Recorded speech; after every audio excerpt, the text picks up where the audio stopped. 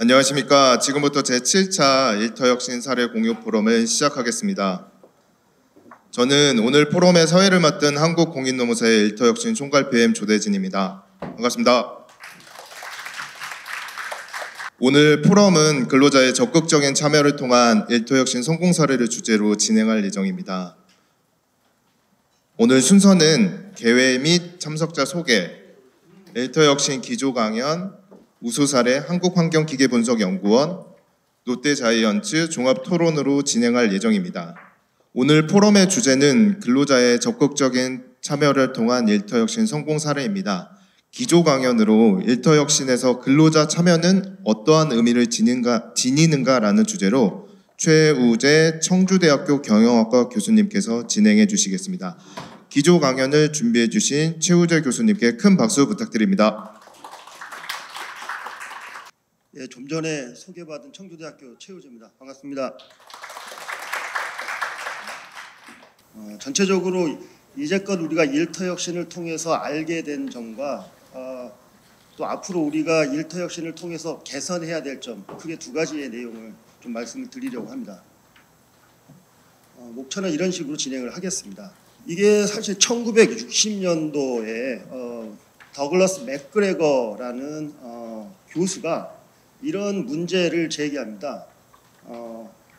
기업이 또는 사용자가 인간을 어떻게 보느냐에 따라서 인간을 대우하는 방식, 기업 경영의 전략이 달라질 수 있다라는 큰 화두를 던지기 시작을 합니다. 예. 그러니까 1960년대라고 생각을 해보면 전후 이후에 뭔가 빠르게 환경을 복구해야 되고 많은 자원이 투입되는 시기였기 때문에 사실 인간에 대한 관심이나 배려가 상대적으로 좀 부족했던 시기였고 이때부터 이런 문제를 제기했고요. 사실은 최근까지 진행되고 있는 거의 대부분의 경영학에서 인간을 다루는 이슈들은 여기서 출발한다고 볼 수도 있습니다. 그러니까 우리가 X이론으로 X이론 또는 Y이론으로 볼 수가 있는데 X이론은 기본적으로 인간에 대한 부정적 관점이죠. 반면에 Y이론은 긍정적인 관점입니다. 그러니까 사용자가 직원들을 X로 보게 되면 뭔가 통제나 감시 이런 것들을 해야 되겠죠. 왜냐하면 급여를 지급하는데 급여만큼의 생산성을 확보해야 되기 때문에요. 반면에 근로자들 Y 관점으로 보면 이 사람들이 창의적이고 자율적이기 때문에 적절하게 일을 할 수 있는 환경만 만들어주면 그들이 알아서 일을 할 것이라고 가정을 합니다. 근데 여기서 우리가 한 가지 짚고 넘어가야 될 지점이 있는데 그러면 1960년도에 맥그레거가 이 얘기를 했는데 지금 한 60여 년이 지났죠. 지금 이 시점에 대한민국에서 사용자들은 또는 경영자들은 근로자들을 어떤 관점으로 보고 있을까요? X이론으로 볼까요? Y이론으로 볼까요? 저도 종종 이런 자리나 또 그 경영자들 또 CEO들과의 강의 시간 이럴 때 물어보면 사실 중소기업 근로자들 CEO들은 처음에 대답을 이렇게 합니다. 반반이요. 또는 X로 볼 수도 있고 Y로 볼 수도 있고 이렇게 얘기합니다. 근데 쉬는 시간에 다시 한번 물어봐요. 본심은 어떻습니까? 라고 물어보면 사실은 여전히 X로 보는 관점도 많이 있습니다. 이게 사실은 우리가 이 일터혁신에서 근로자 관점 또는 근로자 참여를 좀 더 확대하는데 대단히 큰 장애 요인으로 작용하고 있는 게 아닌가라는 생각을 하게 됩니다. 여전히 경영자들이 보는 근로자들의 관점은 긍정적인 부분뿐만 아니라 부정적인 부분이 상당히 많이 차지하고 있기 때문에 자율권이나 통제권을 위임하기가 상당히 어려운 구조에 있는 게 아닌가라는 생각을 하고요. 그렇기 때문에 오늘 이러한 주제를 우리가 큰 화두로 이 시간에서 여기 계신 분들과 논의하는 시간을 갖게 된 게 아닌가라는 생각을 해봅니다. 일터에서 근로자들은 좀 더 복합적인 존재입니다. 그냥 기능적이고 기술적인 부분들을 해결하는 것이 아니라 근로자들은 사실은 여러 가지 생각과 복합적인 개념을 갖고 있는데 일단 근로자들에게 조직은 무엇인가? 근로자들에게 조직은 사실 생계 유지에 되게 중요한 수단이면 동시에 뭔가 본인의 아이덴티티를 확보하기 위한 되게 중요한 터전이 되기도 하죠. 예. 그러니까 조직에서 그런 것들을 충분히 제공했다고 했을 때 사실은 근로자들이 본인이 가지고 있는 정체성을 확인하기 위한 과정들을 계속해서 개발해 나갈 것이고, 만약 그게 기대치에 충족되지 않는다면 또 다른 해결책을 찾으려고 노력을 하겠죠. 또 하나 이게 보면 직무 같은 경우도 사실은 개인에게 주어진 일을 수행한다는 것 외에 개인이 설정한 목표를 달성함으로 인해서 그 개인 스스로 개인의 역량을 새롭게 정의하는 그런 중요한 도구가 되기도 하고 지표가 되기도 합니다. 관계 역시 근로자 자신뿐만 아니라 사용자, 또 상사, 동료, 복합적인 사회적 관계를 유지하고 있고요. 또 무엇보다 중요한 건 자기 자신에 대한 평가를 내리는데 상당히 중요한 위치를 차지하고 있습니다. 네. 다시 한번 정리하자면 이 근로자들에게 일터는 조직으로서의 어떤 정체성을 확보하는 것, 또 책임과 역할로서의 직무, 그다음에 사회적 관계를 형성하는 인간들, 그리고 개인 스스로의 평가와 특성을 포함하는 좀 더 복합적인 존재로, 주체로 또는 대상으로 이해할 필요가 있다라고 생각이 들고요. 근로자 참여와 관련해서 여러 가지 이론들이 있는데요. 사실 이 일터 혁신의 출발점은 1950년대 유럽을 위해서 시작을 하게 됩니다. 전후 이후에 시작되는 기술이나 산업 전후 복구 과정에서 그냥 직무나 산업 구조적인 문제뿐만 아니라 일터를 사회적이고 좀 더 진화적인 관점에서 보기 시작을 한 겁니다. 그렇던 전통이 미국을 거쳐서 한국에 전달된 시점은 사실 1997년 정도가 되겠죠.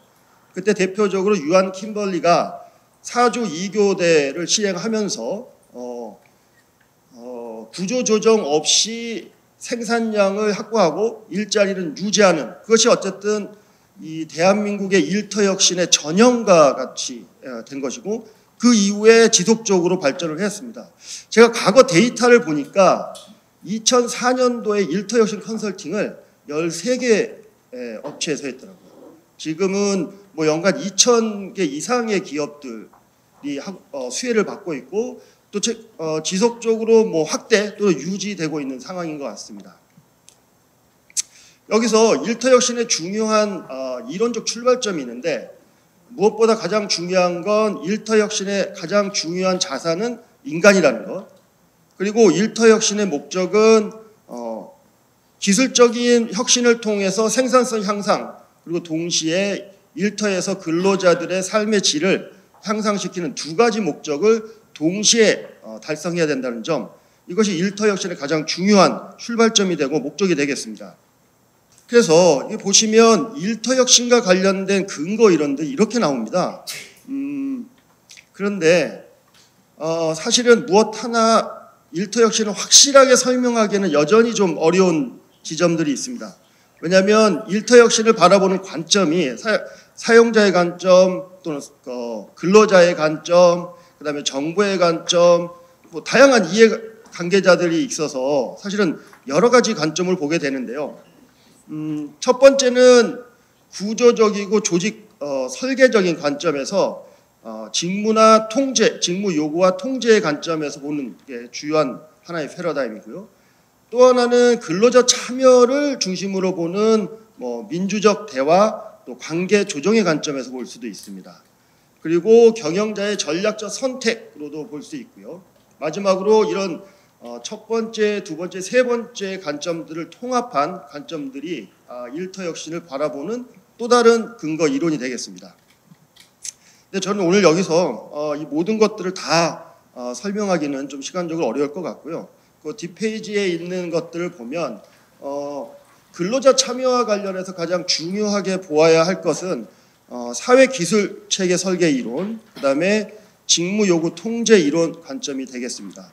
기본적으로 여기서 보면 조직은 기술적 측면과 사회적 측면을 동시에 포함하고 있다는 점, 그리고 직무 통제에 대한 수준을 더욱 높이게 되면 근로자들은 자율적으로 동기부여를 함으로 인해서 적극적으로 업무에 참여하게 된다는 것. 이것이 근로자 참여와 관련된 일터혁신에서의 좀 근거 이론이 되겠고요.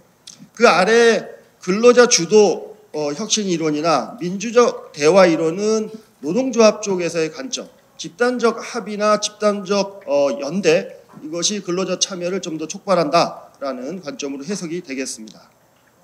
다음으로는 근로자 참여의 현재 현황을 좀 보려고 하는데요. 주로 2022년도에 한국노동연구원의 연구 결과들을 좀 정리해 봤습니다. 예.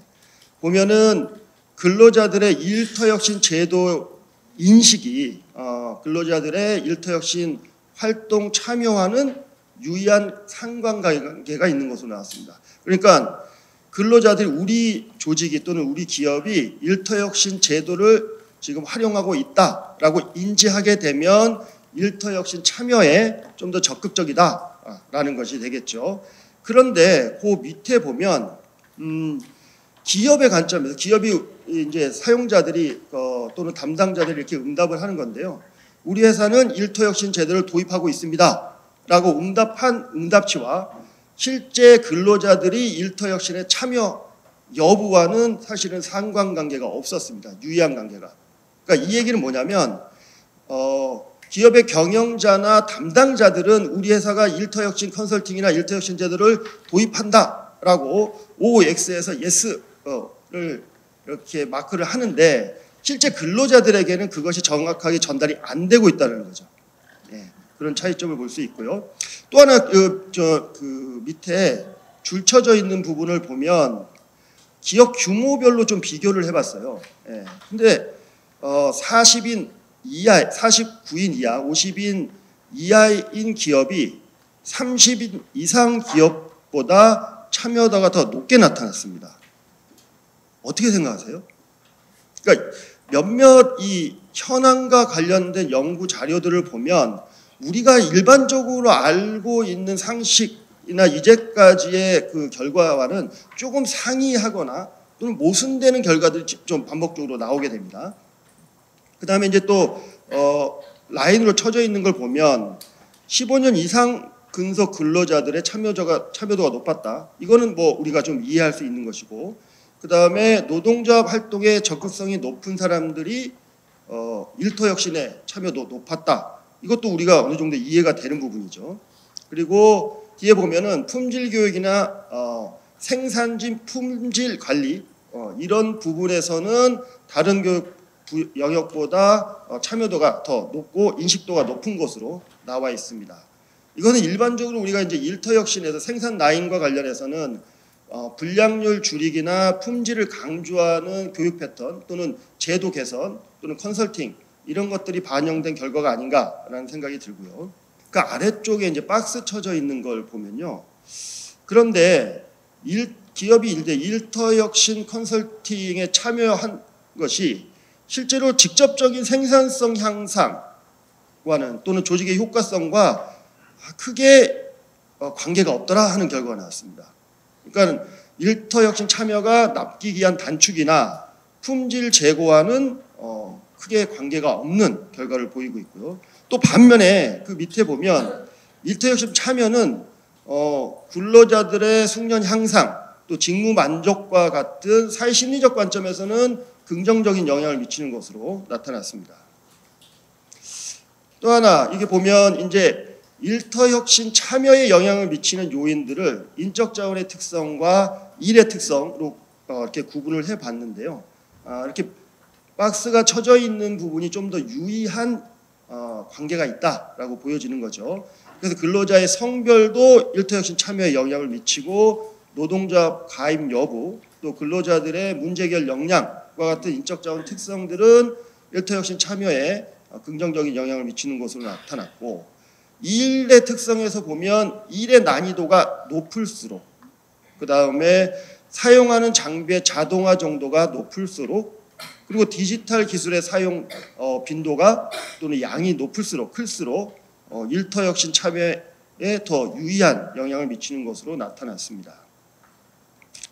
이 부분은 저희가 어느 정도 예상이 가능한 지점들이고요. 그다음에 이제 근로자 참여 현황과 관련해서 몇몇 연구 결과들을 좀 종합적으로 보면 그러니까 지난 22년도 이제 연구 결과인데 사업체 패널 조사가 정확하다고 우리가 가정을 했을 때 매년 이제 사업체 패널 조사들을 하거든요. 일터혁신과 관련해서는. 근데 여전히 근로자들은 일터혁신의 정의 또 일터혁신 참여 여부 이런 것들에 대한 인식이나 인지가 여전히 부족하다 하는 결론을 낼 수가 있고요. 또 하나 여러 연구 결과들이 이게 좀 편차를 보이고 있는 주요한 이유는 일터혁신과 관련된 질문에 누가 응답하느냐에 따라 상당히 다릅니다. 어떤 연구들을 보면 일터혁신을 기획하고 운영하는 주체인 주로 인사 노무 담당자들이 응답한 연구가 있고요. 또 어떤 연구들을 보면 일터혁신의 대상이 되는 근로자들이 응답한 연구 결과들이 있습니다. 이 두 가지를 비교해 보면 동일한 변수를 사용하더라도 누가 응답하느냐에 따라서 좀 상이하거나 모순된 연구 결과를 보이고 있습니다. 이런 걸 종합해 보면 여전히 인사 담당자의 응답과 근로자의 응답은 불일치하다라고 잠정적으로 우리가 이 시점에서 결론을 내릴 수 있을 것 같습니다. 자, 제가 좀 앞부분을 빠르게 정리하면서 넘어왔는데요. 언급하면서 넘어왔는데 그래서 간단히 정리를 하고 그 이후 향후 과제 등등을 좀 말씀을 드리겠습니다. 일단은 기업에 있어서 중요한 인간에 대한 관점이 여전히 우리가 생각하거나 우리가 바람직하다고 생각하는 Y 관점보다는 X 관점이 여전히 많이 작동을 하고 있는 것 아닌가라는 생각이 들고요. 이것이 우리가 지금 일터혁신에서 근로자 참여를 저해하는 또는 근로자의 참여를 유도하기 어려운 그 출발점이 아닐까라는 생각을 할 수가 있고요. 근로자들은 일터에 가서 매우 다양한 요구와 기대를 가지고 있다. 그러니까 단순하게 기능을 제공하고 기능에 대한 보상을 받는 주체가 아니라 일터에 대해서 다양한 의미를 가지고 있다라는 것을 우리가 한번 생각해 볼 수가 있겠고, 그 다음에 일터 혁신은 결국은 그럼에도 불구하고 그 출발점에서 보면 근로자의 참여가 담보되어야 우리가 기대하는 일터 혁신을 이룰 수 있다라는 것이고요. 이게 제일 어려운 지점인데 또는 좀 일터혁신에 대한 솔루션을 찾기 어려운 부분 중에 하나가 일터혁신을 우리가 정의하는 방식이 상당히 다양합니다. 그러니까 사실은 합의가 아직 이루어져 있지가 않은 것 같아요. 우리나라 안에서도 그렇고요. 글로벌리도 그렇습니다. 사실은 세계적으로도 그렇습니다. 근데 이거는 뭐 단기간에 우리가 해결할 수 있는 이슈는 아니라고 보여지고 좀 더 시간을 가지고 지속적인 연구, 조사 이런 것들이 필요할 것으로 보여지고요. 그 다음에 근로자 참여의 실태와 관련해서는 일터혁신 제도를 도입했다는 그 자체가 곧 일터혁신 참여로 이어지는 것은 아니다. 그러니까 도입 이후에 더 많은 추가적인 무엇인가가 더 필요하다라고 생각이 되고, 그 다음에 이 얘기는 다른 말로 하자면 그 경영자나 인사 담당자가 보는 일터 혁신과 실제 근로자들의 보는 일터 혁신은 차이가 있다.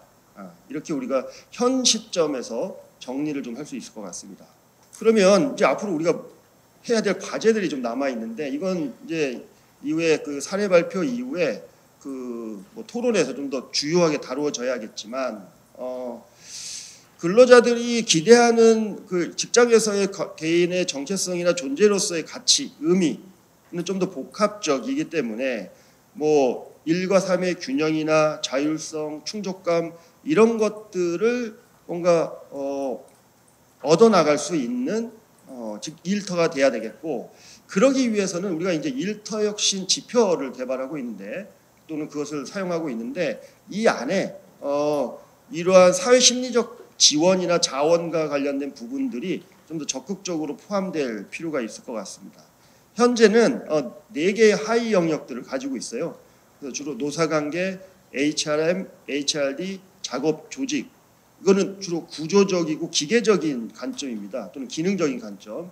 그래서 사회 심리적인 관점에서 근로자들이 어떻게 일터를 바라보고 있는지에 대한 내용은 현재 지표에 포함되어 있지 않습니다. 근데 지표가 중요한 것이 사실은 우리가 일터혁신 사업이라는 것이 정부 주도적으로 이렇게 이끌어가고 있는 것이기 때문에 방향과 준거의 의미를 갖죠.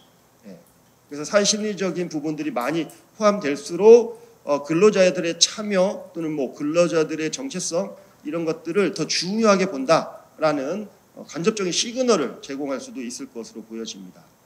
그리고 해외에서의 연구 결과나 국내 또는 국내 안에서의 연구 결과들에 상당한 차이가 있습니다. 동일한 데이터를 사용함에도 불구하고요. 이건 아마 일터혁신과 관련된 사업체 패널이나 기초 연구들의 설계 부분에서의 좀 더 보완이 필요한 게 아닌가라는 생각이 들고요. 그리고 환경이 어쨌든 변화하고 있기 때문에 이런 환경 변화를 좀 반영할 수 있어야 하는데 사실은 여전히 일터혁신과 관련된 뭐 담론이나 컨설팅의 과제들을 보면 좀 더 진부하다는 느낌을 지울 수가 없습니다. 그런 부분들이 좀 필요하겠고요. 사업장의 변화 요소, 인적 자원 구조 변화와 관련된 부분들이겠죠. 그리고 일터혁신의 촉진 요인과 장애 요인에는 조금 다른 성격을 갖고 있다. 그러니까 지금 오늘 아마 이제 우수 사례들은 촉진 요인과 관련된 얘기인 것 같아요.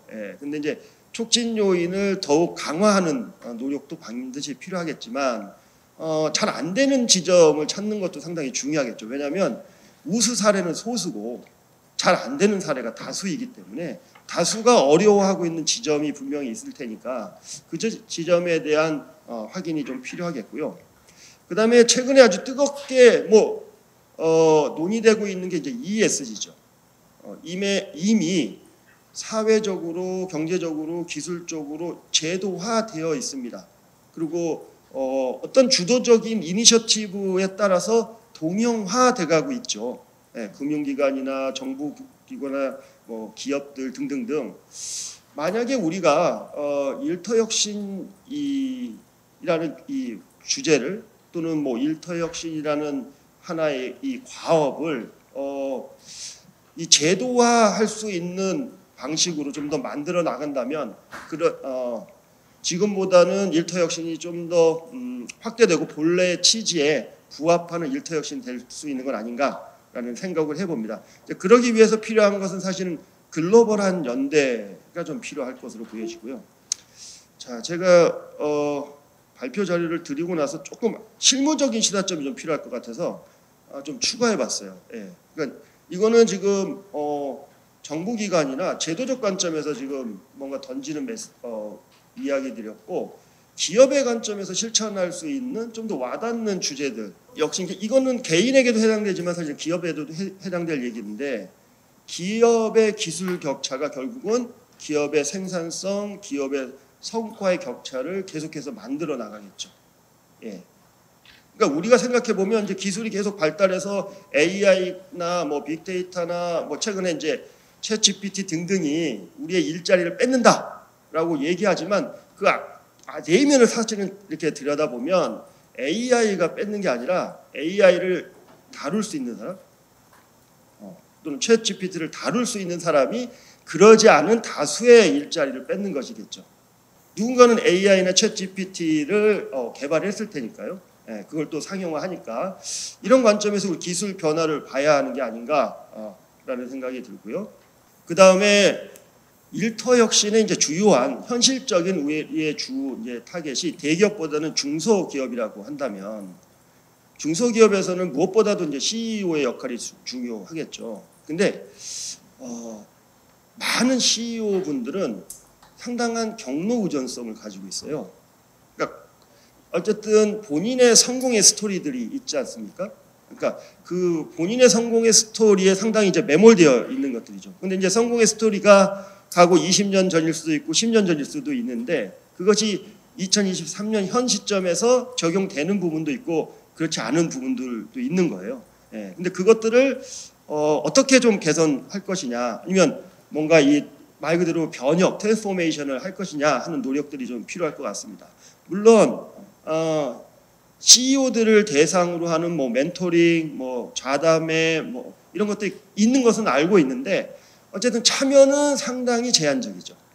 예를 들어 한 2,000개 정도의 기업에 일터액션 컨설팅을 한다면 적어도 2,000명 정도의 CEO가 참여를 해야 될 텐데 좌담회든 간담회 등등에 사실 소수의 인원들만 참석하고 있습니다. 그러니까 이것들이 실제로 CEO의 인식이 바뀌지 않으면 중소기업에서 일터혁신뿐만 아니라 그 어떤 것들도 변하기가 쉽지 않을 테니까 일단 CEO들을 잡아내는 방식 이런 것들에 대한 것이 필요하고요.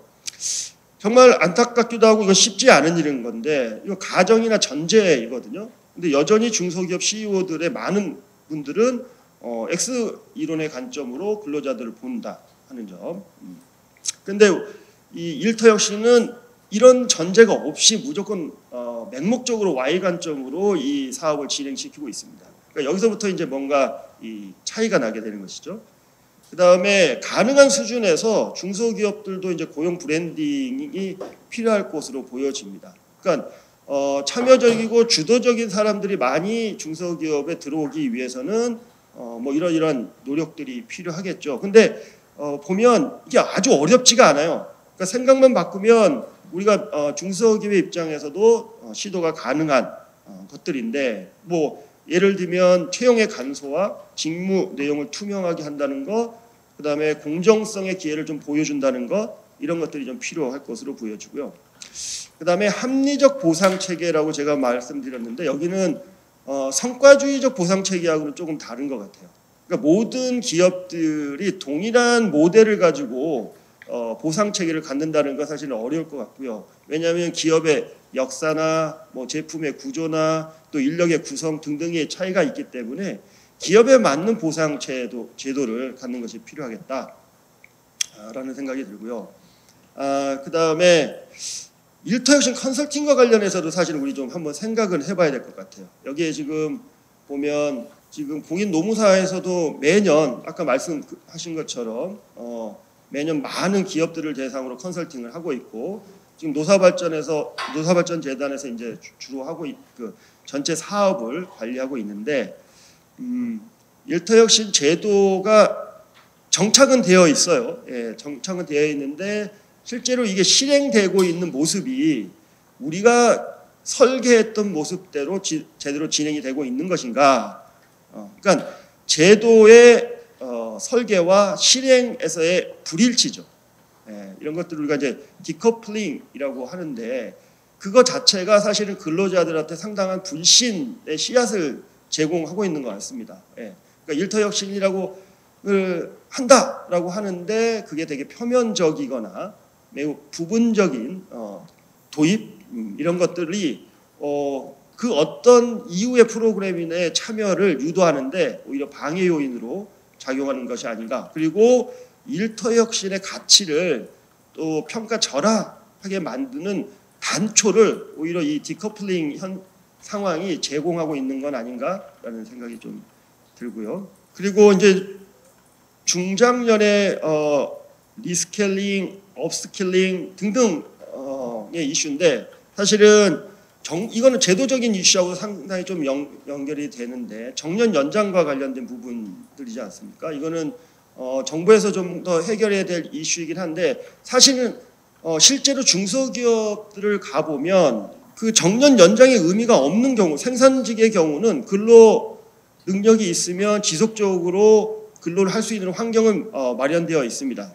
그러니까 이런 계속 고용의 환경을 제도적으로 좀 기업들이 정착시켜 준다면 근로자들이 조직과 일에 대한 몰입을 좀 더 지속할 수 있는 건 아닌가 하는 생각을 해봤습니다. 예, 몇 가지 얘기를 좀 드렸는데 제 발표 여기서 마치도록 하겠습니다. 네, 교수님께서 그 근로자 참여와 관련해서 학술적인 그 연구와 그리고 일터혁신이 앞으로 나아갈 방향에 대해서 잘 짚어주신 것 같아서 너무 감사드립니다.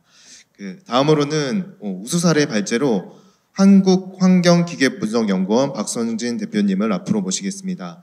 한국환경기계분석연구원은 잠깐 소개해드리겠습니다. 한국환경분석연구원은 물질성분 검사 및 대기환경 측정업을 전문으로 하는 회사입니다. 최근 성과 관리의 트렌드와 방향은 탑다운 방식의 접근보다는 바텀업 방식으로 근로자의 참여와 협력이 중요한 화두가 되고 있습니다.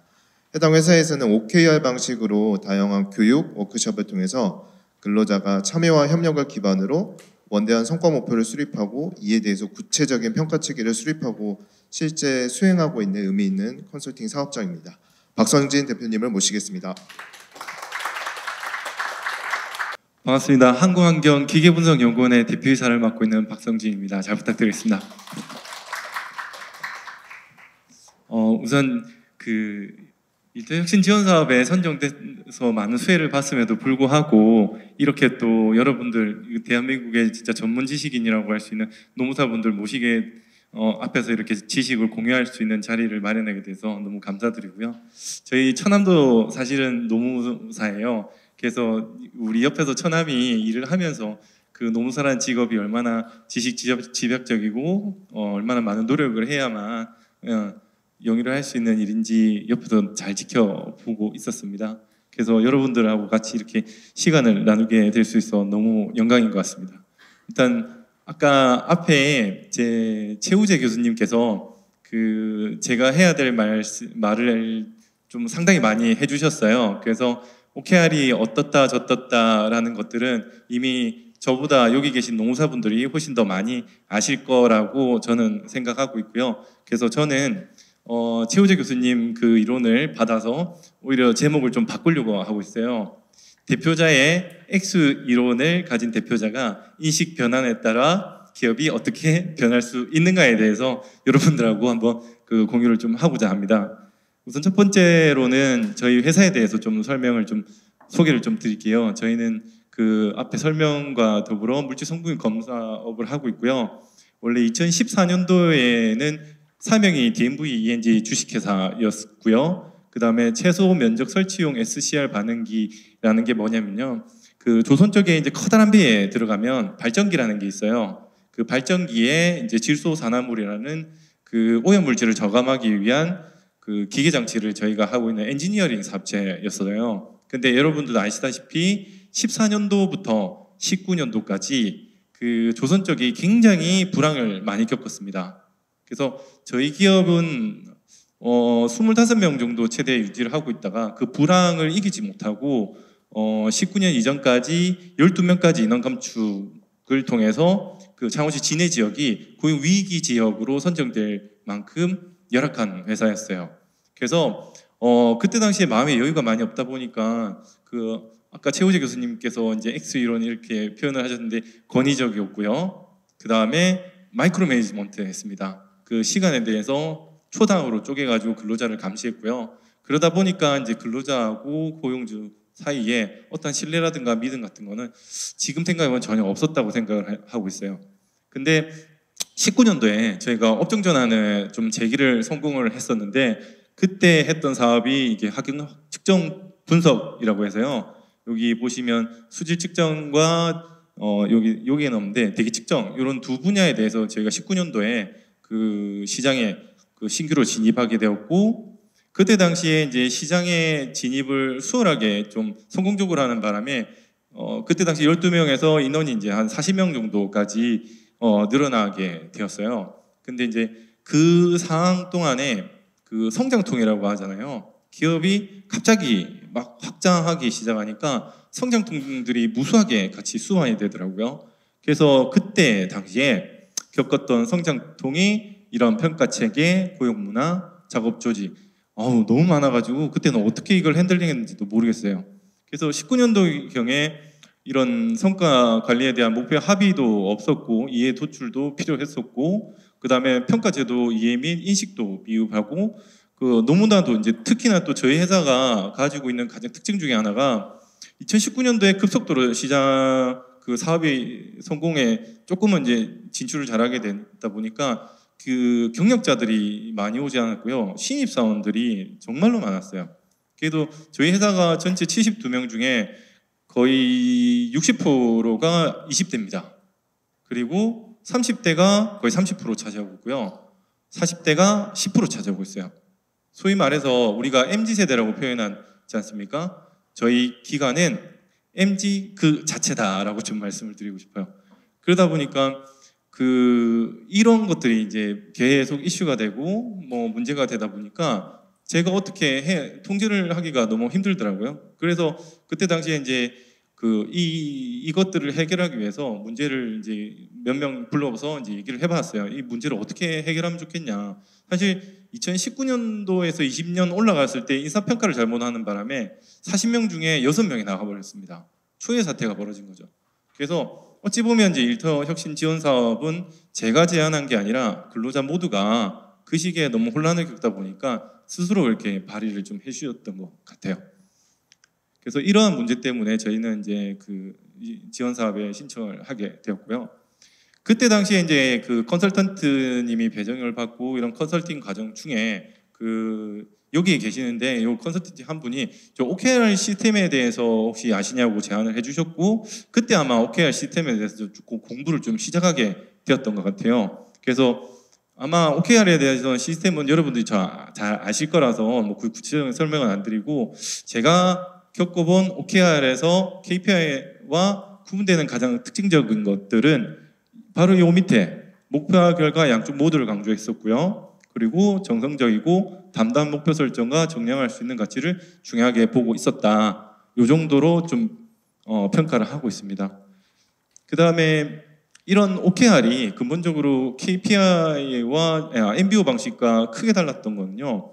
요거 차이인 것 같아요. 우리에게 가장 중요한 것과 내가 달성하는 열망과 행동을 불러일으키는 거, 요 두 가지인 것 같아요. 소위 말해서 이제 앞에 이제 이론적인 것들 최우재 교수님께서 말씀해 주셨는데 자아라고 우리가 표현을 하잖아요. 동물은 여러분들 혹시 아십니까? 멍멍이 이렇게 혼내잖아요. 그러면 이게 고개만 딱 파묻고 자기가 숨었다고 생각을 한답니다. 그래서 왜 동물들이 그런 현상을 보이냐? 이제 너무 궁금해서 찾아봤더니 동물들은 자아가 없답니다. 그래서 저희 근로자분들 중에 OKR 시스템을 하고 한 분이 진짜 도드라지게 성장하신 분이 계셨는데 미용학과를 다니셨어요. 미용학과를 다니시다가 실험실 내에서 이제 설거지를 이렇게 하셨던 분인데 갑자기 티오가 나게 돼서 우연찮게 한번 해보실래요? 기본적인 업무를. 근데 그분이 너무 잘하시는 거예요. 그래서 너무 궁금해서 OKR 하는 과정에서 어떻게 이렇게 단기간에 성과를 낼 수 있느냐라고 얘기했더니 그렇게 말씀을 하셨어요. 미용실 다녔을 때 좀 부끄러웠다라고 말씀하시더라고요. 혹시 뭐가 부끄러우셨습니까? 이랬더니 하루 종일 서서 염색을 하고 머리를 깎는데 주변으로부터 인정과 내 직업에 대한 가치가 그렇게 높지 않아서 좀 부끄러웠는데 여기 와서 보니까 연구원분들이 가운을 입고 실험을 하고 통계를 내고 분석하는 모습이 너무나도 멋져 보였다, 동경한다 라는 말씀을 하시더라고요.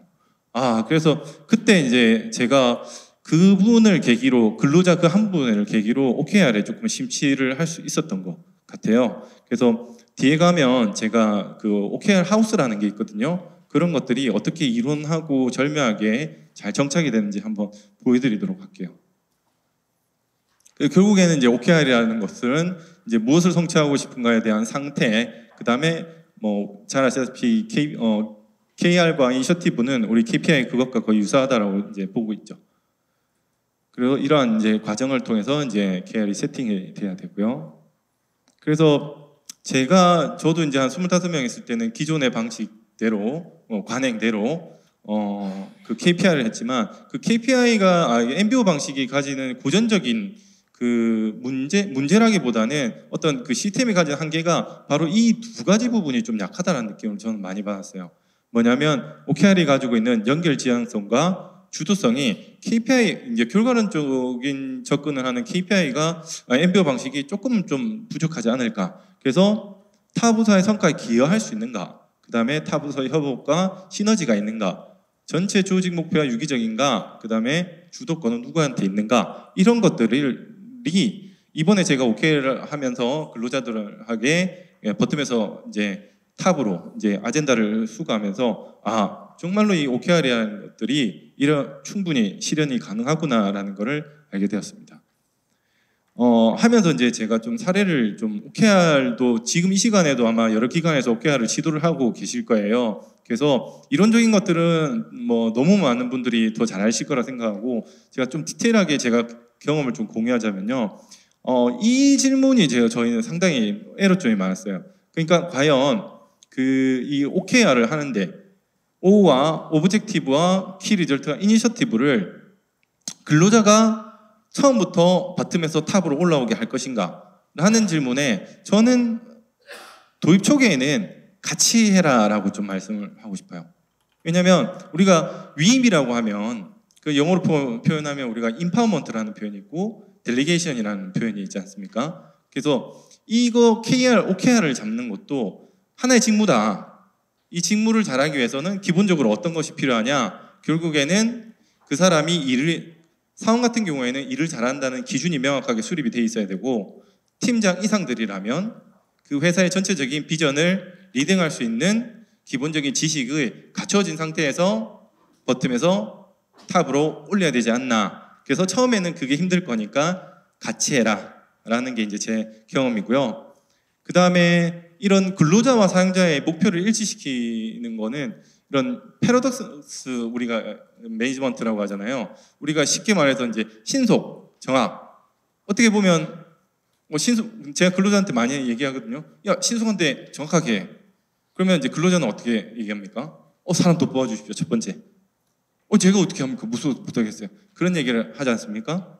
근데 이제 이게 어찌 보면 정답이 있는 것 같지만 우리가 대부분 맥도날드 보면 그렇잖아요. 신속 정확하게 하잖아요. 어떤 방식으로? 분업화를 통해서. 햄버거는 햄버거 굽는 사람이 햄버거를 굽고 감자튀김 튀기는 사람은 감자튀김을 굽고. 근데 그런 것들이 분업화가 되지 않으면 동선이 꼬이게 되고 고기를 굽을 때 뒷사람이 기다리게 되고. 그래서 이런 것들에 대해서 정말로 대화의 양을 정말로 많이 늘리는 시간을 가졌습니다. 그리고 도전이 실패로 그치더라도 인정하고 공감하는 기업 문화 구축을 하는데 정말 에너지를 많이 넣었거든요. 그래서 우리 회사만의 특별한 피드백이 하나 있는데 그게 뭐냐면 근로자가 예를 들어 리더 그룹이 근로자한테 일을 시킬 때 힘들어서 못하겠어요. 제가 이걸 어떻게 해요? 라고 한다면 항상 하는 말이 잘 못할 것 같아요. 그러면 잘하지 않아도 된다라고 합니다. 그냥 한번 해보고 나는 너한테 지시를 한 게 잘해라라고 지시한 게 아니라 해보라고 지시했다. 다만 하다 보면 잘 될 것이니까 잘하는 건 그때 가서 보자라는 말을 많이 하거든요. 그래서 이런 것들이 돼야 OKR의 근본적인 취지인 100% 이상의 도전적인 성과를 잡더라라는 거죠.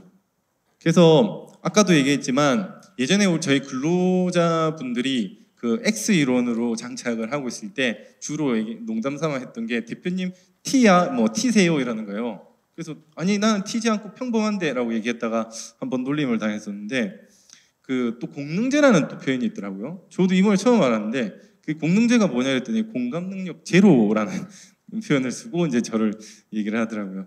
그래서 그 근로자하고 소통하려면 정말로 공감 능력을 좀 잘 갖추고 그들이 하는 말 속에 정답이 있으니까 한 번쯤은 들어봐 주라 이런 얘기를 좀 하고 싶어서 제가 이거 한번 보여드리면 저희는 월 1회 리더들끼리 리더 살롱이라는 걸 해서 끊임없이 대화를 하고 소통을 합니다.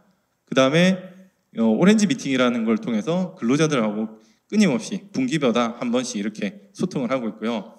그러면 여기 들어갈 때 제가 들어갈 때 항상 이제 제 위를 걱정하고 들어가거든요. 그러면 근로자 한 명이 어떤 얘기를 했냐면 야 너희들이 원하는 게 뭐야? 제가 질문했더니 일은 편하게 하고 싶고 돈은 많이 받고 싶습니다. 이런 얘기를 하더라고요. 그러면 이제 제가 위가 좀 아플 수도 있지 않습니까? 그래서 항상 들어가기 전에 마인드 세팅을 하죠. 그래. 내가 능력이 안 되니까 그걸 지금은 실현 못 시켜주겠다. 다만 노력해가지고 그걸 한번 찾아볼게 라는 마인드로 좀 들어가다 보니까 애들하고 좀 더 직원들하고 좀 더 원활한 소통을 할 수 있는 것 같아요. 그래서 아까 연결 주도성과 주도성 용어가 정확하게 생각이 안 나네요. 이거 보시면 연결 지향성과 주도성 관련해 가지고 제 OK 하우스를 좀 보면요. 이거 모르겠습니다. 이제 다른 분들은 이게 별 대단치 않다라고 느꼈을 건데 저는 예전에 우리 직원들이 이런 것들을 저한테 주던 그런 예전에 과거의 경험이 있지 않습니까? 그래서 제가 지금 보면 내가 깜짝 놀랄 정도로 이런 것들이 많이 바뀌었어요.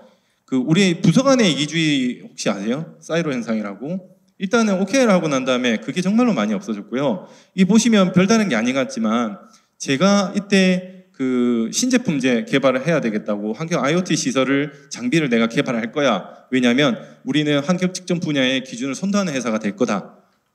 그러고 싶어. 라는 딱 한마디만 던졌거든요. 그랬더니 여기 TF팀에서 이제 이거를 이제 개발하겠다고 한 거예요.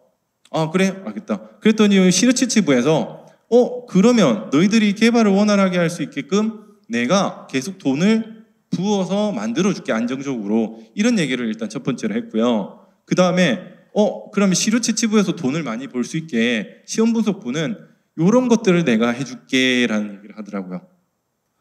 이게 그 리더살롱 안에서 근로자의 적극적인 참여로 통해서 이런 올라온 바텀에서 이제 탑으로, 사실 여기까지 오는 데는 한 2년 정도 걸렸는데 실제로 이게 되더라고요. 제가 한 1년, 2년, 지금 3년째까지 OKR을 운영하고 있는데 지금도 이제 OKR 도입에 대해서 좀 고민하고 계신 분이 있으시다면 좀 한마디 드리고 싶은 게, 주도성과 연결 지향성에 대해서 고민을 하시고 계시는 사업장이시라면 저는 꼭 한번 추천을 드린다, 이 말씀을 좀 드리고 싶습니다. 그래서 구체적으로는 뭐 이런 것들을 실제로 제가 없는 상태에서도 근로자들이 자유롭게 얘기를 해서 잡아준 것들이고요. 이렇게 한 번만 눈으로 보시면 될 것 같아요. 그 다음에 이제 평가 운영 세스는 보시는 바와 같고요. 그 KPI와 조금 구분되는 것들은 아무래도 이번에 저희 배정받았던 컨설턴트님도 가장 강조하셨던 게 CFR, Conversation, Feedback, Recognition, 인정하는 거죠, 그죠? 그런 것들을 계속 강조를 하셨거든요. 그런 걸 강조하기 위해서 아무래도 KPI보다는 잦은 피드백이 정말로 중요하다라고 느꼈습니다. 연 단위의 이런 평가 프로세스는 이렇게 되고요. 그래서 이번에 이제 그 지원을 받게 난 다음에 근로자 참여를 통해서 가장 피부로 와닿는 거는, 일단 첫 번째는 전화가 잘 안 와요, 저한테, 예전에 비해서. 그래서 각자 알아서 주도성을 가지게 됐다라고 확실히 느끼고 있고요. 그다음에 저희가 동업종에서 우리가 자플래닛이라고 혹시 아세요? 네, 자플래닛이 동업종에서 평균 점수대가 2.8에서 3.0인 걸로 알고 있는데 저희는 3.6이 나왔더라고요. 근데 이 숫자가 좀 높은지 사실은 전혀 몰랐어요. 근데 이번에 채용을 하면서 그 신규로 들어오는 근로자 한 분께서 자플래닛의 평점 보고 왔다고 하더라고요. 아, 이런 것들이 실제로 기업을 평가하는 주요 요소가 되는구나. 그리고 매번 놀라고 있습니다. 이번에도 중진공에서 뭐라고 해야 되죠? 그 신규 사업을 해서 대출금을 좀 빌리려고 하는데 그 노무사님 또 컨설턴트를 좀 붙여주시더라고요. 이거 지원을 받아야, 이런 지원을, 컨설팅을 받아야 지원을 해줄 수 있다라고 해가지고 설문을 했는데 또 설문도 계속 좀 높게 나오고. 그래서 근로자의 참여가 어떻게 기업을 바꾸고 어떻게 기업을 성장시킬 수 있는지에 대해서 정말 명확하게 알게 되었고요. 실제로는 이것도 어저께 제가 잠시 수정을 했는데, 불과 저희가 1년, 2년 전만 해도 52명에서 지금 벌써 20명 늘었고, 올해도 그 신규 아이템 개발해서 이미 런칭까지 가게 되어서 아마 내년에는 아마 매출도 한 2배 정도 신장할 거라고 생각하고 있습니다. 근데 분명히 제가 단언할 수 있는 거는 그 중심에 제가 있지 않았고 근로자분들이 중심에 있었던 것 같습니다. 두서없는 발표 들어주셔서 너무 감사하고요. 여기까지 하겠습니다. 이어서 종합 토론을 진행하도록 하겠습니다. 토론자분들 좀 잘 부탁을 드리겠습니다. 그러면 여기 첫 번째 윤동열 교수님은 사실은 일터혁신뿐만 아니라 고용부의 여러 가지 정책 과제들에 대해서 사실은 다양한 의견도 내시고 프로젝트도 하고 그러신데 오늘 좀 귀한 시간을 내주셔서 이렇게 토론자로 참석을 해주셨습니다. 그러면 윤동열 교수님께 마이크를 넘기도록 하겠습니다. 네, 반갑습니다. 저희 자장하신 최우재 교수님 때문에 온 것 같습니다. 지금 이상하게 제가 연속적으로 왔어요. 저는 그러지도 모르고 지금 왔는데요. 오늘 아까 발표를 사전에 자료를 좀 받아서 검토를 했고요. 그래서 아마 4분 안에도 다 말씀을 드릴 수 있을 것 같은 생각이 듭니다. 일터혁신은 시작할 때부터 제가 지켜봤던 부분인데요. 아까 최우재 교수님 발표에서 보신 것처럼 좀 최근에 이제 연구에서 나온 것 중에서 300인 이상보다는 30인에서 49 정도 되는 인원을 갖고 있는 그룹에서 그러니까 기업에서 많은 부분에 대한 성과가 있었다는 그런 얘기들이 있었어요. 참여도도 있고 오늘 발표도 마찬가지로 두 개 뭐 기업이라고 해야 될지 사실은 어떻게 해야 될지 모르겠지만요. 저도 이제 예전에 현대차를 다닐 때 뭐 현대 기아차였으니까 뭐 축구단도 있었고 저희 같은 경우는 또 야구단도 기아 야구단 단장이 또 저희 옆에 근무하던 동료였었어요. 그러다 보니까 이런저런 얘기들을 많이 나눴었는데요. 드라마를 보면서 굉장히 남궁일을 보면서 이렇게 꿈을 그리고 있지만 사실상 현장은 굉장히 어렵다는 사실을 알고 있거든요. 이 부분 같은 경우는요.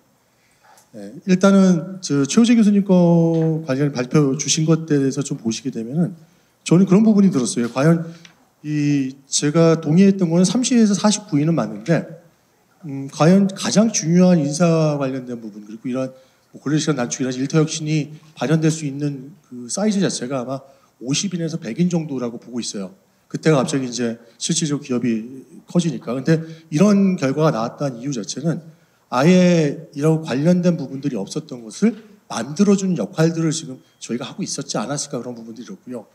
15년 이상 근속 근로자가 좀 일터혁신에 참여율이 높았다야 되는 것들은 조금 저희가 생각해 볼 문제는 있어요. 왜냐하면은 저희가 IT 관련된 사용도라든지 소프트웨어 사용도를 조사할 때도 부장님들은 자기들이 굉장히 잘 이용하고 있다고 얘기를 하거든요. 그 가장 낮은 사원 대리급이에요. 그럼 혁신이라든지 일터혁신에 가장 많이 참여하고 있고 잘 참여도가 높다고 생각하는 데는 본인들이 생각하는 것 같아요. 그래서 제가 보기에는 요거는 좀 그 셀프 리포팅이 됐다는 측면에 대한 것들을 고려를 해야 되지 않을까 생각이었고 노동조합이 적극성이 일터혁신에 영향을 미친 거 맞다고 생각합니다. 저도 전에 현대차에서 9년 정도 근무했는데 모든 이와 같은 교육훈련이라든지 그렇지만 관련된 제도를 변경하기 위해서는 노동조합, 그렇지만 노동조합이 없을 경우에는 노사협의회랑 논의가 필요합니다. 이 부분에 대한 것들은 당연한 결과라고 생각했습니다. 그래서 저는 아직까지도 일터혁신이라는 것 자체가 TQM이라든지 품질 관리에 좀 포커싱을 두고 있다는 부분들이 인식이라고 생각한다면 이 위에 다른 부분들에 대한 것들이 아직도 확산될 부분이 많다고 생각했고요. 그리고 제일 싫어하는 게 이제 유준환 의장 같은 경우는 MZ세대라고 불러주지 말아달라고 해서 요즘 제가 신문 실원도 조금 전에 마감하고 왔는데 청년세대라고 얘기를 하거든요. 청년세대에 대한 참여를 어떻게 이끌어서 일터혁신을 추진할 수 있을까는 장기적인 과제 같습니다. 롯데 자이언트를 사례를 보면서 제가 공군 조종사 인력 산정할 때 기억이 났어요. 3년 정도를 했거든요. 공군에 대한 조종 비행기들 다 산정을 했었어요. 근데 그때 문제가 있었던 게 뭐냐면 헬기 조종사들이었습니다. 어떤 일이냐면 대기 시간, 보통 VIP들에 대한 이런 이동을 하게 되는데 뭐 대구로 가서 내렸어요. 거기서 대기 시간을 어떻게 할까 다 계산해 보니까 3,800시간이 나왔어요. 그럼 3,800시간 우리가 다 보상해 줄 수 있나요? 못하는 거죠. 그래서 나누셨어요. 고객 응대, 홈 경기, 홈 연장 경기, 원정 경기. 정말 법적인 부분에 대해서 벗어나지 않으려고 굉장히 노력을 하셨고 제가 최근에 봤던 장시간 근로 중에서 제일 잘하신 것 같아요. 이렇게까지 얘기해도 되나? 옆에 계시는구나. 그럼 제가 취소해야 될 것 같습니다. 잘하셨어요. 그래서 탄력 근로 시간제라든지 선택 시간 근로 시간제, 간주 근로, 재량 근로 쓸 수 있는 거 다 썼어요. 지금 상황에서는요.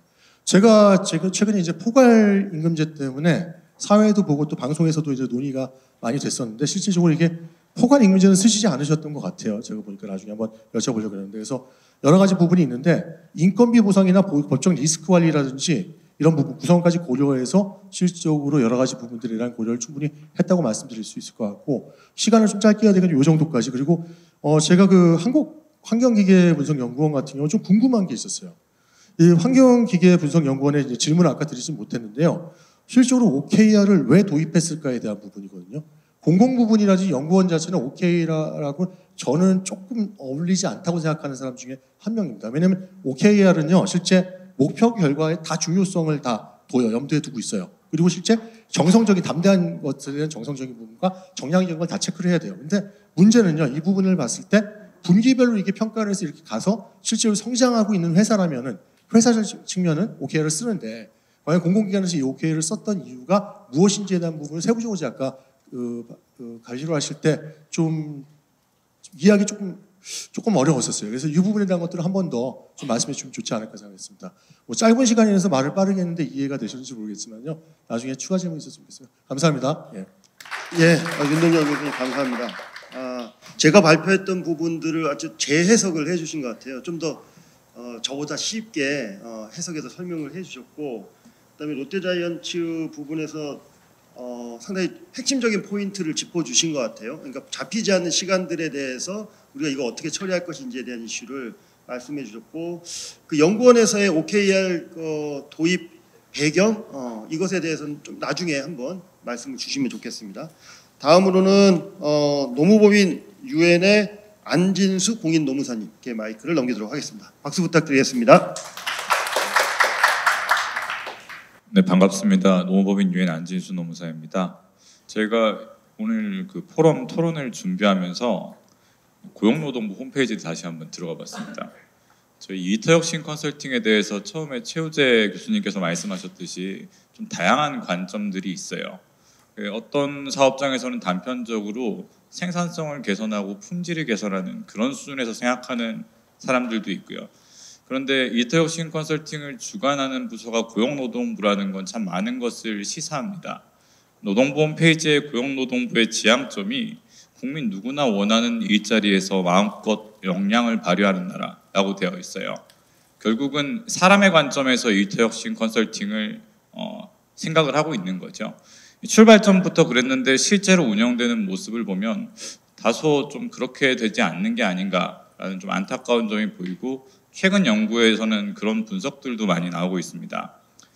근로자 참여가 이터혁신 컨설팅뿐만 아니라 이터혁신이라는 과제에서 핵심적인 요소라는 것은 여기 계신 분들 모두 다 잘 아실 거라고 생각해요. 그런데 근로자 참여를 위해서는 이 과정에 참여하는 주체들이 모두 그 관점을 공유하고 그를 위한 행동들을 해야 돼요. 예를 들어서 경영진은 근로자 참여를 독려하는 적극적이고 다각적인 커뮤니케이션을 해야 되고, 노동조합은 이 근로자 참여를 통해서 근로자들이 실제로 원하는 근로생활의 질을 향상시킬 수 있다는 기대에 기반해서 근로자들을 독려할 수 있어야 합니다. 정부나 컨설턴트도 마찬가지 관점에서 이 과정을 지원하고 이끌어갈 수 있어야 되죠.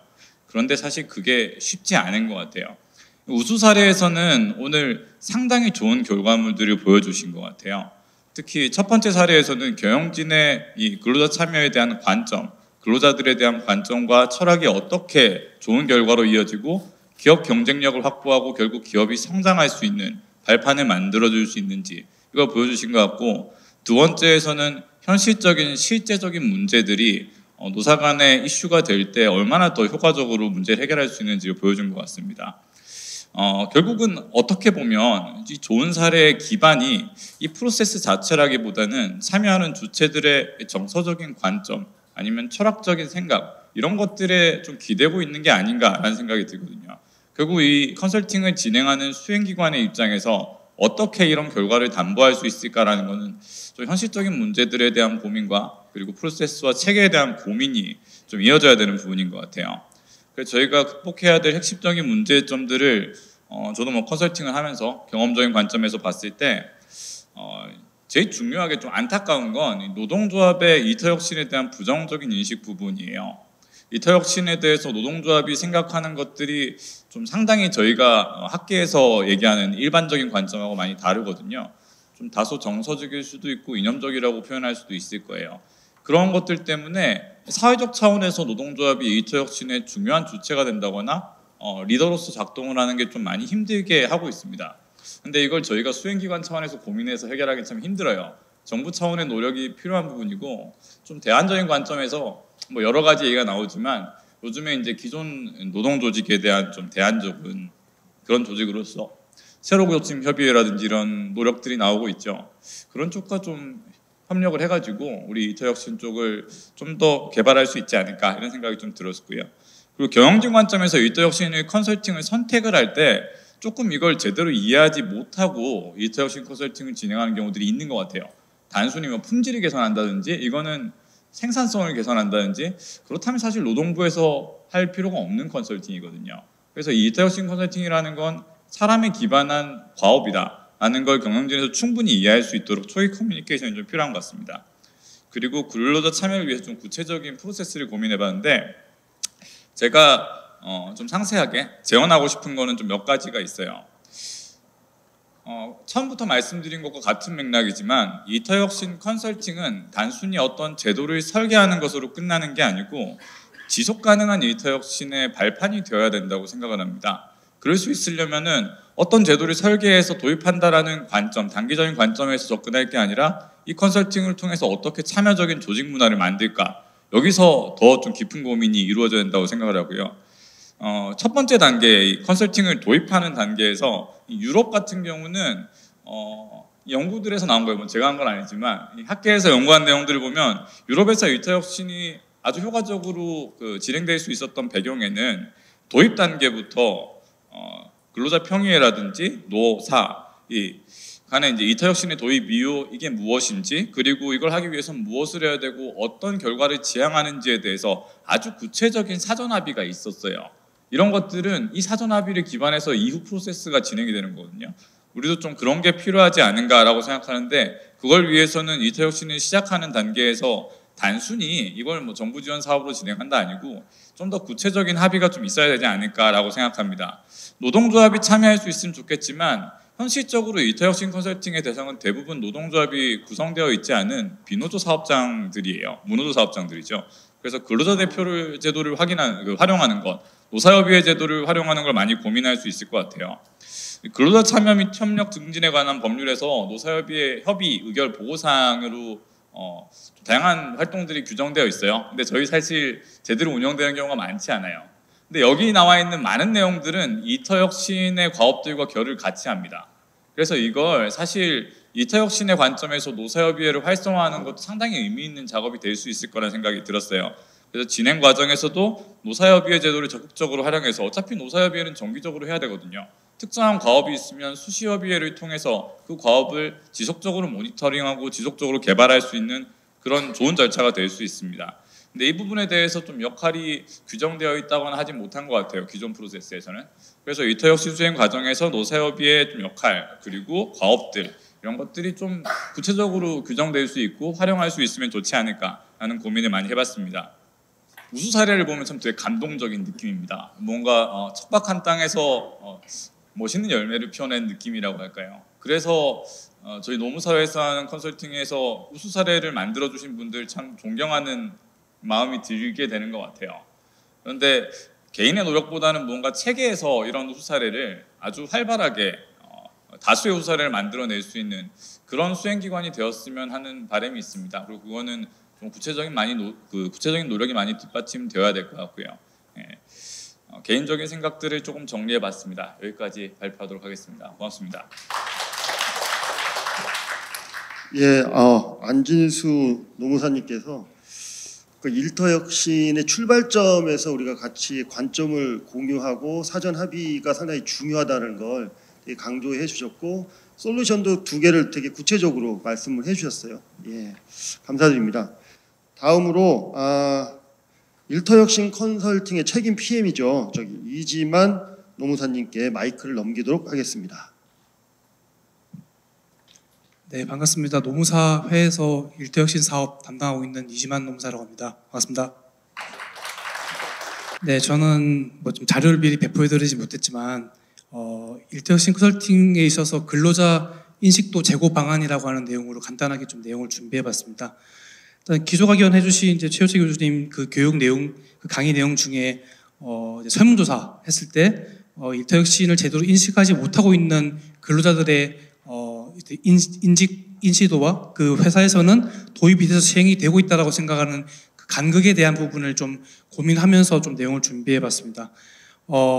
일단 이제 일터혁신 컨설팅을 저도 한 10년 가까이, 10년 좀 넘게 수행을 해오고 있는데, 사업 관리도 하면서 여러 가지 고민들을 해오고 있는데, 사실 저도 나름 매년 하면서 좀 관성해졌고 경로 의존성에 따라서 보고서를 잘 써야 되고 현황 분석을 면밀하게 해야 되고 그런 것들이 더 중요하게 생각되고 그런 것들에 좀 집중을 해왔는데, 오늘 여러 가지 사례 발표를 듣고 기조 강연을 들으면서 좀 크게 좀 깨달은 부분이 있었습니다. 결국에는 제도가 시행이 돼야 되는데, 시행이 되려면 이제 회사가 고민을 하고 컨설턴트가 열심히 설계를 해주는 것으로 끝나는 것이 아니라 근로자들이 열심히 참여를 하고 본인들의 목소리를 내고 거기에 따라서 좋은 결과물이 나와줘야지 결국에는 잘 시행이 되고 시행 자체가 가능하다는 생각이 좀 들었습니다. 그래서 오늘 이제 사례 발표했던 2가지 사업장도 OKR이라고 하는 것도 결국에는 각 부서에서 우리 부서의 어떤 존재 목적과 어떻게 성과를 낼 수 있는지에 대한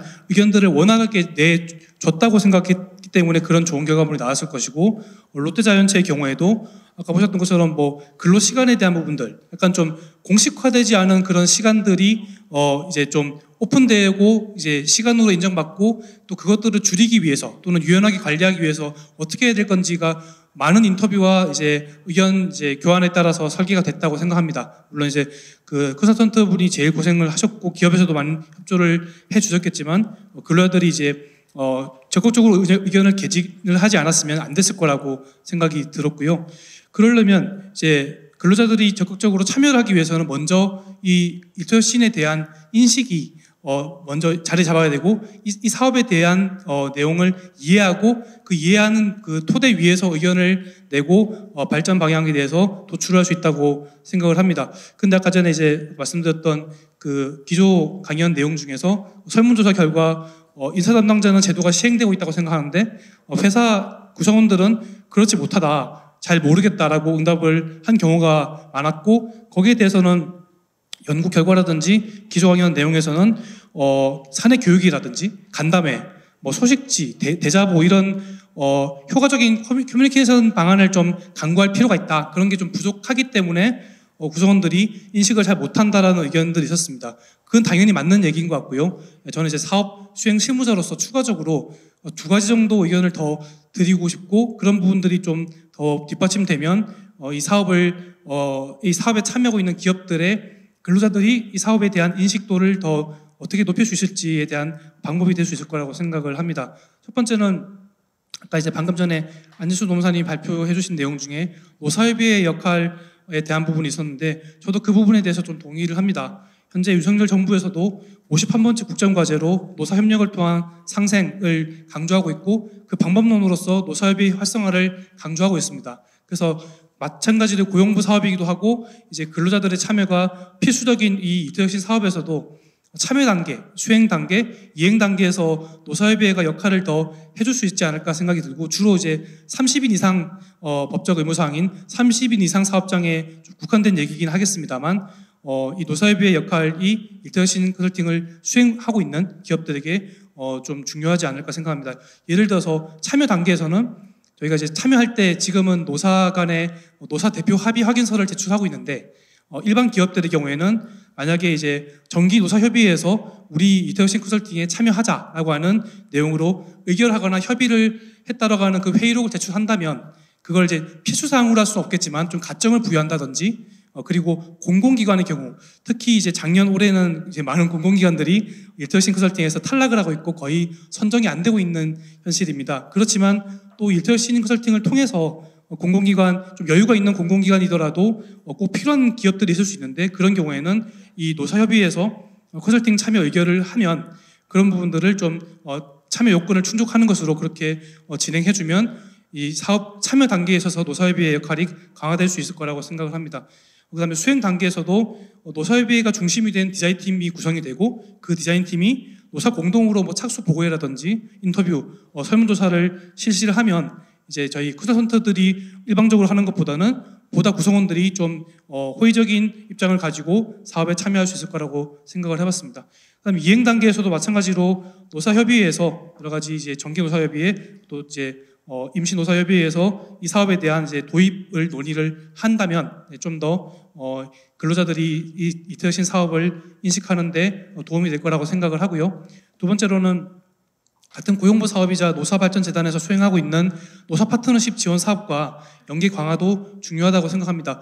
여러 이제 온라인을 통한, 그러니까 뭐 여러 가지 회사 게시판을 통해서 온라인을 통해서 비대면 방식의 사업 홍보도 중요하지만 설명회라든지 간담회라든지 여러 가지 이렇게 대면할 수 있는 행사들이 많다면 그런 과정을 통해서 이 컨설팅에 대해서 더 인식을 하고 좋은 의견들을 구성원들이 낼 수 있을 거라고 생각하는데, 그런 과정에서 이제 재정 지원을 해주고 있는 노사 파트너십 지원 사업이 있고, 이게 이름은 노사 파트너십 지원 사업이고 주된 내용은 노사 관계 관련된 내용이지만, 특히 금년의 경우에는 노사 관계뿐만 아니라 뭐 근로시간이라든지 휴가, 임금 정년, 산업안전, 인사제도 전반을 다 다루고 있습니다. 그래서 일터혁신 컨설팅의 9개 영역의 내용과 대부분 일치하는 그런 내용으로 이제 지원 사업이 이루어져 있습니다. 그런 측면에서 보자면 노사 파트너십의 어떤 재정 지원과 이게 무형의 컨설팅의 어떤 그 특성들을 좀 결합해서 여러 가지 착수 보고회라든지 설명회, 간담회, 워크숍 등에 있어서 이제 대면을 하고 근로자들의 의견을 수렴하고 내용을 잘 알릴 수 있는 그런 이제 부분들이 잘 이제 온라인 될 수 있도록 이제 제도가 만들어지면 좋겠다는 생각을 해봤고요. 그런 측면에서 연간 6차 또는 7차로 이제 사업장을 신청받아서 심사하는 일터혁신 컨설팅 사업과 추가 모집이 있지 않는 이상은 연간 1회만 접수받아가지고 사업을 수행하는 노사 파트너십 지원 사업이 그 신청 기간이라든지 절차 등에 있어서 좀 연계를 강화를 한다면 수행을 하는 기업이나 또 이 컨설팅을 이제 실제로 이제 좀 다루고 있는 저희 수행기관들 입장에서도 큰 도움이 되지 않을까 하는 생각을 좀 재원 차원에서 말씀을 드려봤습니다. 감사합니다. 예, 이지만 그 책임 PM께서 실제 컨설팅을 하면서 컨설턴트에게 컨설팅이 더 중요하냐, 보고서가 더 중요하냐 이런 갈등이 생길 수 있는데 뭐 그런 부분에 대해서 사실 솔직하고 현실적인 말씀을 언급을 해주셨고요. 사실 공감되는 부분들이죠. 그 다음에 이제 크게 두 가지 제언으로는 노사협의회와 그 다음에 노사 파트너십 지원 사업을 좀 더 제대로 하는 것이 중요하다. 이건 앞서 안진수 노무사님하고 동일한 의견을 주신 것 같고요. 마지막으로 이제 고민서 노무사님께서 조금 더 짧게 한 3분 이내로 말씀을 인사만 하고 끝나도 되지 않을까 하는 생각을 합니다. 예, 부탁드리겠습니다. 네, 짧게 말씀드리겠습니다. 오늘 그 사례 1에서 저 굉장히 개인적으로 되게 재밌었던 부분은요. 제가 요즘에 그 OKR 코칭 자격증을 따면서 OKR에 대해서 굉장히 재밌어하는 부분이 있었습니다. 근데 이제 되게 그 흥미로운 부분이 그 OKR의 코칭을 원하시는 그 경영진들 보면은 그 X 이론, 아까 교수님께서 말씀하신 X 이론을 가진 리더분들이 OKR을 굉장히 많이 이제 도입하려고 하세요. 그 이유가 왜 그런가라고 저 나름대로 가설을 세워보면 X 이론에 한계가 있다. 우리가 이제 Y 이론으로 이제 사람을 바라봐야 되는 것들이 필요하다라는 것들이 이제 많은 리더분들을 제가 만나면서 제 스스로 가설을 세우는 부분이라고 할 수 있겠습니다. 저 이제 컨설팅에서 보면은 이제 경영 기준들한테 왜 근로자들의 의견을 잘 수렴 안 하냐 이런 부분들을 물어보면은 그 근로자들의 의견을 들으면 약 9대1, 어떤 분들은 8대2 뭐 이렇게 해서 그 정도는 쓸데없는 말을 한다. 뭐 예컨대 우리 워크숍 어디서 할까? 그러면 신라 호텔 어떠세요? 뭐 이런 식의 말도 안 되는 이야기를 한다. 뭐 이렇게 이야기를 하세요. 근데 이제 우리가 근로자 참여를 독려하고 필요한 부분들은 9대1에서 10% 아니면 8대2에서 20%의 그 의견, 참 의견들을 잘 추출하고 이런 것들을 잘 활용할 수 있기 위해서 우리가 90%나 80%를 잘 과감하게 듣고 해야 된다라는 것이 중요할 것 같습니다. 그리고 저는 개인적으로 오늘 노무사회에서 이제 그 7차 포럼을 이제 개최하셨는데요. 노무사의 장점은 법을 말랑말랑하게 유연하게 잘 활용할 수 있는 장점인 것 같습니다. 우리 이제 방금 전에 노사협의회에 대해서 굉장히 많이 말씀해 주셨는데 이 노사협의회가 정말 되게 좋은 제도인 것 같습니다. 우리 노무사들이 컨설팅을 진행하면서 노사협의회 몇 번 참여하면서 조금 더 어떻게 하는 방법들을 잘 독려해 주시면 근로자 참여도 증진시킬 수 있고 컨설팅 질도 높여줄 수 있을 것으로 보입니다. 여기까지입니다. 예, 감사합니다. 빠르게 마무리해 주셔서 감사드리고요. 한 2시간 남짓한 시간 동안 뭐 근로자 참여와 관련된 이슈 그리고 2개의 우수 사례를 공유했습니다. 오늘의 이 시간이 우리가 기대하는 일터혁신을 이루는데 어쨌든 단초가 되거나 좀 더 발전할 수 있는 토대가 되는 시간이었으면 좋겠고 오늘 저 2개 사례 발표해 주신 기관과 그리고 패널로 이렇게 참석해 주신 분들께 깊은 감사의 말씀을 드리겠습니다. 예, 이상으로 마치겠습니다. 네, 종합토론에 참여해 주신 교수님과 노무사님들께 다시 한번 뜨거운 박수 부탁드리겠습니다. 장시간 들어주셔도 너무 감사합니다. 감사합니다.